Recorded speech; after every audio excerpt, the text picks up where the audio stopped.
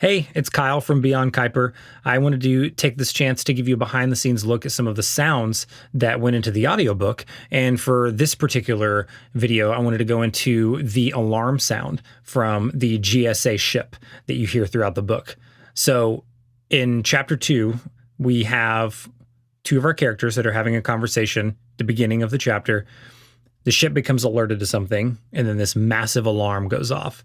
So in the book, this alarm is described very specifically. It's essentially a massive alien creature that this alarm is modeled after.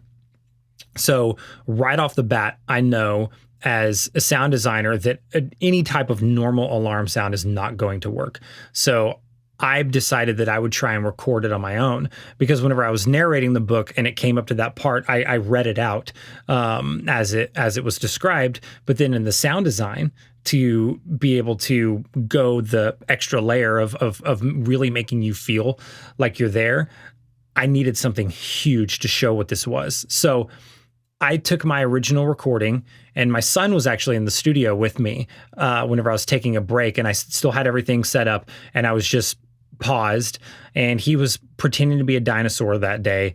And I told my wife, I was like, I totally need to record him doing this, because I'm going to layer him underneath my voice to help get this alarm sound. I think that it would be really fun, and it would be a really cool story to tell.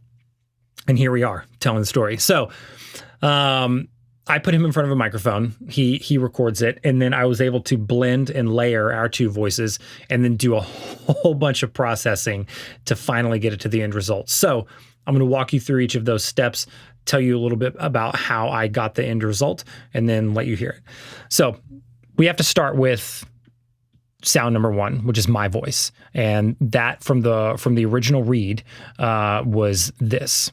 Kuoka. Kuoka. Kuoka. So that is essentially how this alarm was described. And whenever my son came into the studio, here's what he sounded like. Wah! Wah! Wah! Very good dinosaur indeed.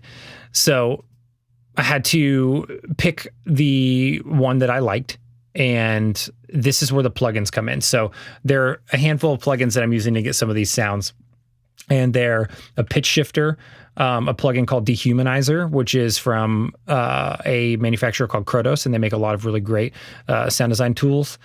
A saturator, a frequency disperser, and a stereo imager. So those are doing the heavy lifting with this sound.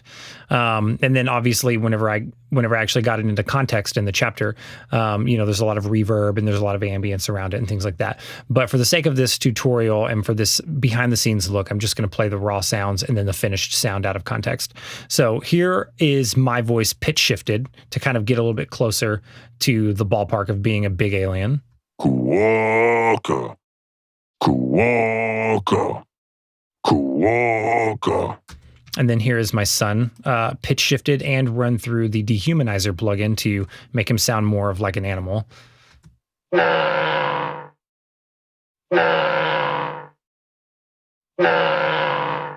So those blended together now. Kuoka. Kuoka. Kuoka.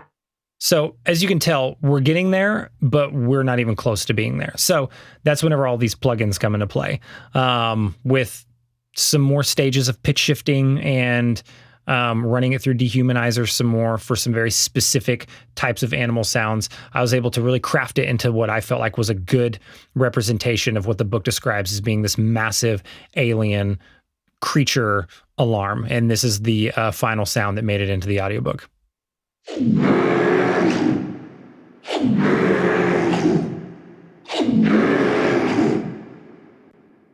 And there you have it.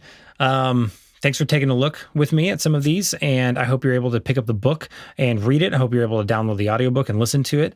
And be sure to give us a review, rate it, share it, and we'll see you next time. Thanks so much.